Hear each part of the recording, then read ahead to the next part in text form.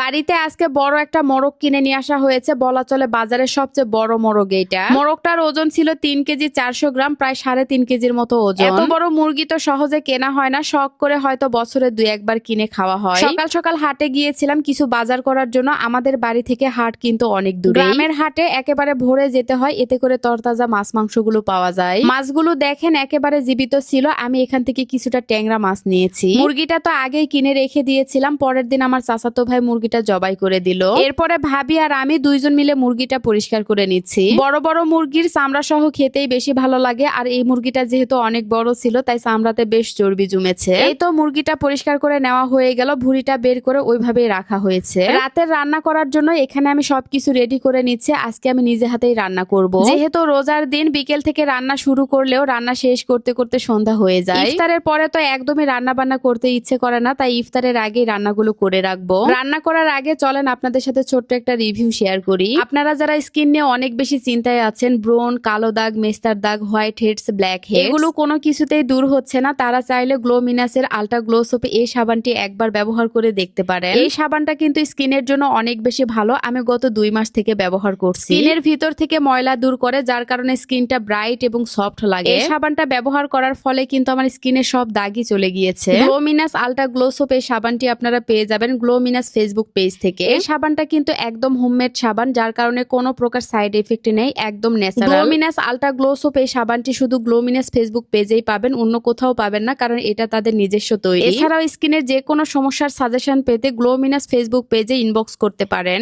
এরপরে এই তো আমি রান্না বান্না বসিয়ে দিলাম। গ্রামের বাড়িতে আসলে মাটির চুলাতেই রান্না করা হয়। বাড়িতে যদিও সবার ঘরে ঘরে গ্যাসের চুলা আছে, তারপরে মাটির চুলায় রান্না করতে অনেক বেশি ভালো লাগে। প্রথমে আমি মুরগির পা, গিলা, কলিজা রান্না করব, তাই মশলা কষিয়ে নেওয়ার পরে দিয়ে দিলাম। মুরগির পা গুলো পোড়ার সময় চুলার মধ্যে পড়ে গিয়েছিল, যার কারণে পা গুলো কালো কালো হয়ে আছে। পা গুলো ভালোভাবে কষিয়ে নেওয়ার পরে ঝোলের জন্য সামান্য একটু পানি দিয়েছিলাম। কিছুক্ষণ পরে এই তো রান্নাটা হয়ে গেল, তারপরে নামিয়ে নিলাম। রোজা থেকে রান্না করতে গেলে একটু ভয়ই থাকে, তারপরে রান্নাটা কিন্তু অনেক সুন্দর হয়েছে। এবার আমি মুরগির চামড়াগুলো কষিয়ে নিব। মুরগির চামড়া দিয়ে শিম ভাজি রান্না করা হবে। মুরগির চামড়া দিয়ে শিম ভাজি অথবা বাঁধাকপি ভাজি করলে খেতে কিন্তু ভীষণ স্বাদ লাগে। মুরগির চামড়া কিন্তু আলাদা করে রাখাই হয় শিম ভাজি, কপি ভাজির মধ্যে দেওয়ার জন্য। আজকে কিন্তু 1 পাতিল শিম ভাজি রান্না করা হবে। চামড়াগুলো রান্না করার পরে দেখেন গরুর ভুঁড়ির মতো লাগছে, উপরে তো তেল ভেসে উঠেছে। তারপরে আমি তরকারিটা নামিয়ে নিলাম। শিম কষিয়ে নেওয়ার পরে সাথে এগুলোও দেওয়া হবে। এবার আমি আরো একটা তরকারি বসিয়ে দিচ্ছি, সামুদ্রিক মাছ রান্না করব। আমার বড় ভাই সামুদ্রিক এই টুনা ফিশটা খেতে ভীষণ পছন্দ করে, তার নাকি অনেক বেশি ভালো লাগে। তাই বাসা থেকে আসার সময় এই 4 পিস মাছ আমার ভাইয়ের জন্য এনেছিলাম, তো সেইগুলোই আজকে আমার ভাইকে রান্না করে খাওয়াবো। তরকারিটা রান্না করা হয়ে গেল, তারপরে নামিয়ে নিলাম। এখন শিম ভাজি রান্না করা হবে।